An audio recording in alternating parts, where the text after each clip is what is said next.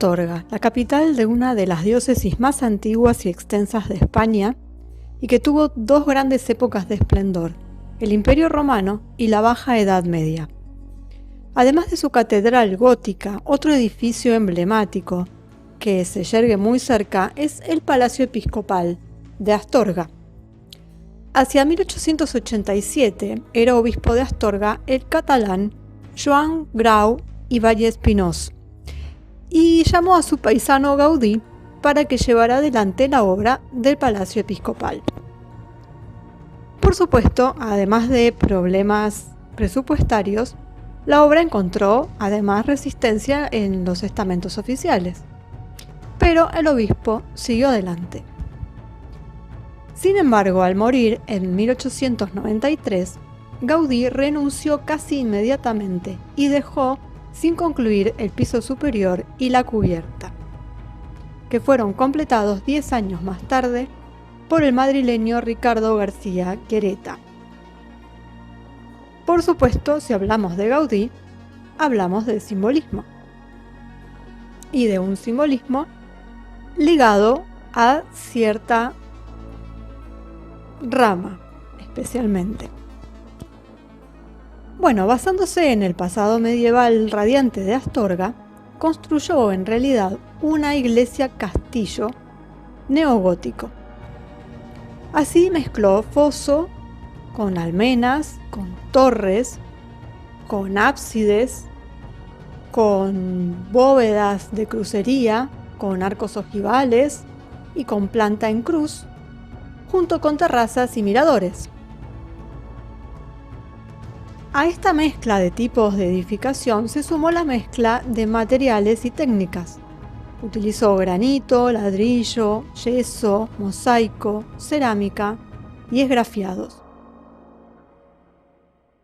Le dio mucha importancia a la luz y llenó de luz su eje, y además puso vidrieras multicolores inspiradas en la Catedral de León, según él mismo dijo. A estas vidrieras multicolores les dio el papel central dentro de su obra, y las encontramos en forma de óculo que, al ser círculos sin principio ni fin, son símbolo de la eternidad. También hay en forma de ojivas que representan el perfil del cielo, y también las hay las llamadas antropomorfas, que son más grandes, a veces están partidas y otras no, y que representan diferentes personas o personajes, desde santos, incluso Jesucristo, María, los evangelistas, a simple gente del pueblo con sus diferentes tareas y oficios. Esto obviamente es algo absolutamente simbólico, no es que vamos a encontrar la representación como si fuera una estatua, sino que según el estudio que han hecho diferentes arquitectos o especialistas en simbología, estas ventanas de forma básicamente ojival, que tienen como una cabeza, sería la que representara a gente.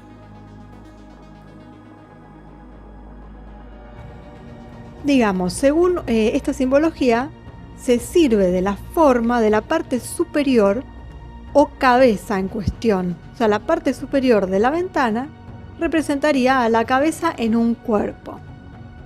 Y estas partes que representarían a la cabeza las hay cuadradas, ojivales, algunas están tapadas, y todo esto representaría a las diferentes personas, a las diferentes santos.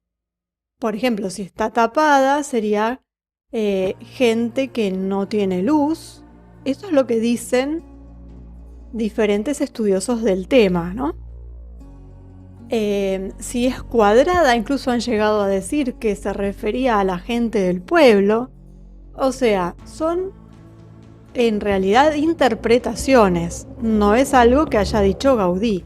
Sabemos que él manejaba mucha simbología, y tampoco podemos aseverar con certeza que esa explicación sea la correcta, porque lo que manejaba Gaudí era bastante hermético. Entonces, la realidad de la representación no la vamos a saber, o la sabrán los que forman parte de su misma escuela. Y de eso no aparece mucha información. Sí, lo que aparece son las explicaciones más bien religiosas, con fundamentos en la Biblia, interpretaciones más bien sobre la Biblia. Y bueno, habría que ver si es la real, ¿no? De todas formas, es válida porque ya sabemos que cuantas más interpretaciones tenga una obra de arte, mejor es esta obra, porque permite la multiplicidad de interpretaciones, como una película, como una obra de teatro, un libro.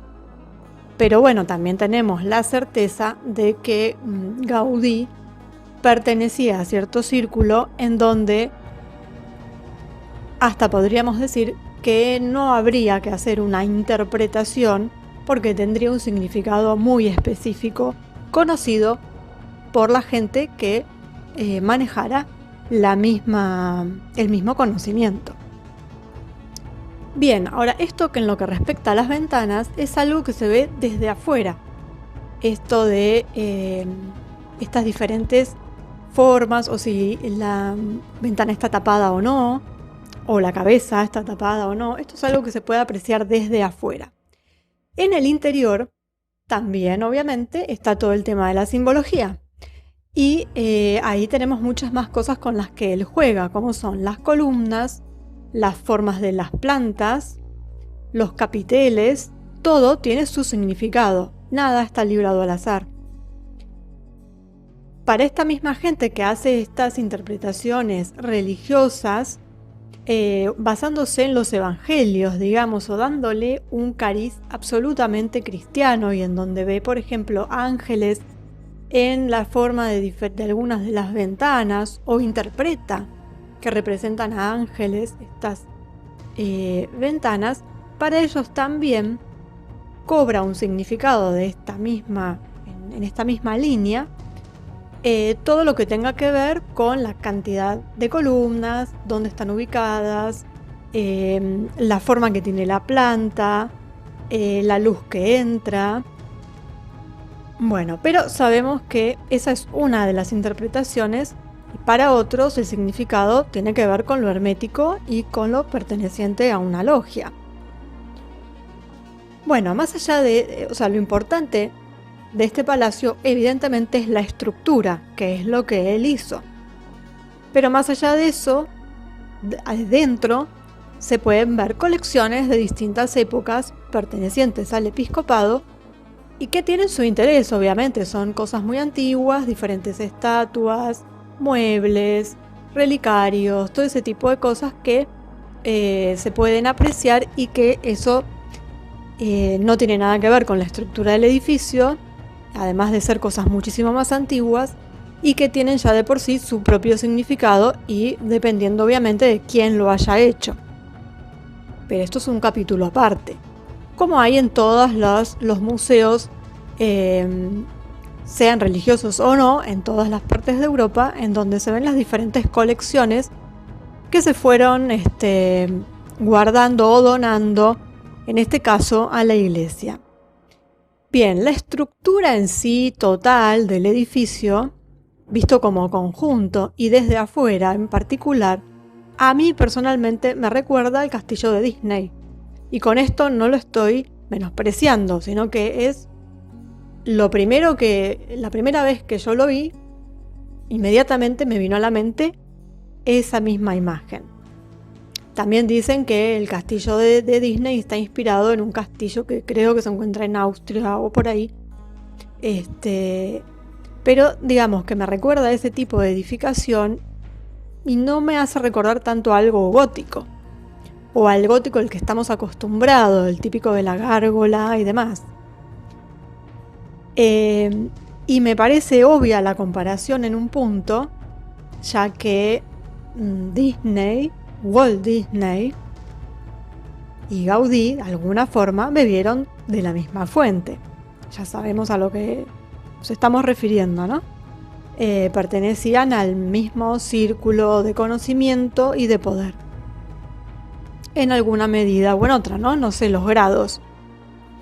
Esto no es para que se enoje ningún fan de Gaudí. Yo no estoy cuestionando su gran capacidad como arquitecto y su originalidad, ¿no? Simplemente que tiene una línea y además, bueno, haciendo mención a este simbolismo que le da ese toque final, porque evidentemente, además, él quiso hacer un castillo iglesia, entonces nos da esa cosa rara de pensar que es un palacio episcopal y más que a una iglesia o algo religioso, se parece en primera instancia a un castillo palacio, ¿no? No un castillo rocafuerte, como si tienen a Astorga las murallas originales.